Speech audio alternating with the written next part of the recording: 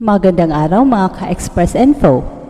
Sa mundo ng Philippine basketball, hindi may kakaila ang malaking impluwensya ng trio na sina Kai Sotto, Justin Brownlee at Coach Tim Cone sa paghubog ng modernong Gilas Pilipinas. Sa bawat laban, makikita ang kanilang kahusayan at synergy, isang perfect combination na parang may magic sa likod ng bawat play. Kahit na trending pa rin ang balita tungkol sa talo ng Gilas laban sa Chinese Taipei, hindi natin may kakaila na ang pundasyon ng koponan ay nakasalalay sa tatlong haligi na ito.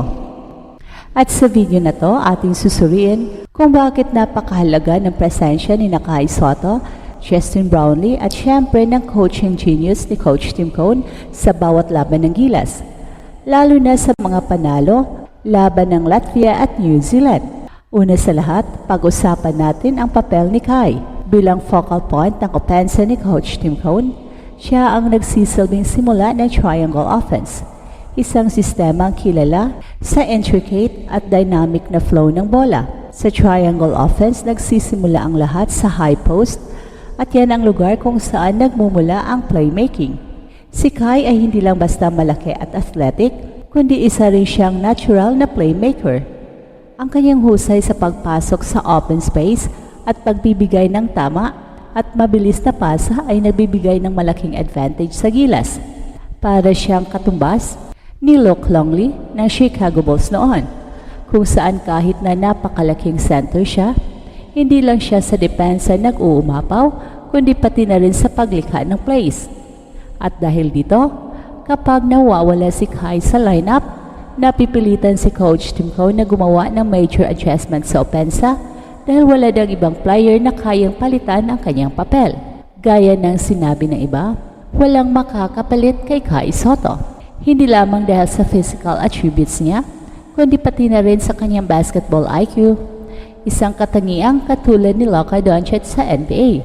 Kaya naman, kahit na may mga talentadong players tulad ni AJ Edo at Chinmar Fajardo na may kani-kanilang lakas, iba pa rin ang hatid ni Kai pagdating sa pagbuo ng play at paghanap ng open teammates.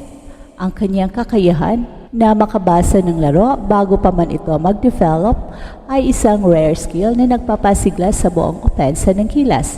Ang triangle offense ni Coach Tim Cone ay umiikot sa kanya at dito nagmumula ang mga pagkakataon para sa iba pang players na makapag-contribute sa scoring at overall flow ng laro. Samantala, hindi rin may kakaila ang malaking papel na ginagampanan ni Justin Brownlee sa koponan. Kung titingnan natin ang kasaysayan ng basketball, makikita natin ang mga iconic figures tulad ni Michael Jordan para sa Chicago Bulls at Kobe Bryant para sa Los Angeles Lakers. Ganyan rin ang dating na itinuturing na superstar ng Gilas si Justin Brownlee. Kilala siya sa kanyang scoring ability, sa kanyang kakayahan na mag-rebound at sa pagiging clutch player sa mahalagang sandali ng laban. Dahil sa kanyang consistent na performance, madalas siyang itinuturing na isa sa mga reliable pieces ng team na nagbibigay ng stability sa bawat laro. Sa triangle offense, kumukompleto siya sa playmaking ni Kai sa pamamagitan ng pagiging effective scorer and rebounder. Kaya naman, kahit pa may pressure at matitinding depensa ang kalaban, nagagawa niyang i-convert ang bawat opportunity sa puntos. Well, hindi lang sa skills on court makikita ang kahalagahan ni Justin Brownlee, kundi pati na rin sa kanyang experience at leadership. Alam ng lahat na sa high-pressure situations, hindi mawawala ang bigat ng responsibilidad sa kanya. Kaya naman, ang presensya niya ay nagbibigay inspirasyon sa iba pang players at nagiging backbone ng opensa. Mula sa pagkakaroon ng consistent scoring runs hanggang sa pag-manage ng tempo ng laro, malaki ang kontribusyon ni Justin Brownlee sa bawat tagumpay ng Gilas. At syempre, hindi rin matatawaran ang kontribusyon ng isang mahusay na coach. Si Coach Tim Cone ang utak sa likod ng matagumpay na sistema ng triangle offense na ginagamit ng Gilas Pilipinas. Parang si Phil Jackson na nagdala ng Chicago Bulls at Los Angeles Lakers sa tagumpay noong dekada 90 at year 2000. Si Coach Tim Cone naman ang nagbibigay direksyon sa Gilas at sa kabila ng mga hamon sa bawat laban, napatunayan niya na ang kanyang strategic approach ay epektibo sa pagbuo ng winning formula ng koponan. Sa ilalim ng kanyang pamumuno, nakamit ng Gilas ang mga milestone na hindi basta-basta makakamit ng ibang bansa. Mula sa historic win laban sa Euro team na Latvia na unang naganap pagkatapos ng 64 years hanggang sa pagkamit ng Asian Games gold medal matapos ang 61 years ng paghihintay. At bukod pa rito, ipinapakita ni Coach Tim Cone ang kanyang husay sa mga international competition.